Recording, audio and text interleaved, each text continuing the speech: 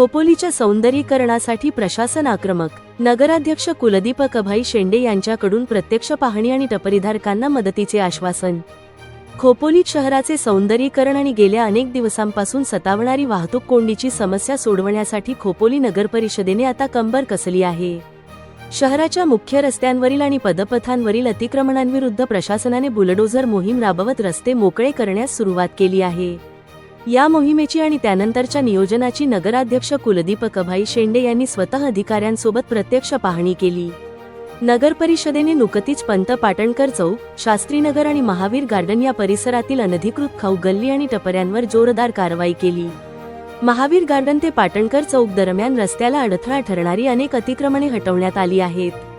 या कारवाईमुळे शहराचा चेहरा बदलणार असून वाहतूक कोंडीतून नागरिकांची सुटका होणार आहे. प्रशासनाने कारवाईचा बडगा उगारला असला तरी वर्षानुवर्षे तिथे व्यवसाय करणाऱ्या छोट्या व्यापाऱ्यांचे नुकसान होऊ नये ही भूमिका नगराध्यक्ष कुलदीप अभय शेंडे यांनी मांडली आहे. पाहणी दरम्यान त्यांनी अनेक टपरीधारकांशी संवाद साधला. शहराचा विकास आणि शिस्त आवश्यक आहेच, मात्र कोणत्याही गरीब टपरीधारकाचे कायमस्वरूपी नुकसान होऊ दिले जाणार नाही. हटवण्यात आलेल्या टपऱ्यांचे योग्य ठिकाणी पुनर्वसन करण्यासाठी प्रशासन सकारात्मक नियोजन करत आहे, असे आश्वासन त्यांनी यावेळी दिले.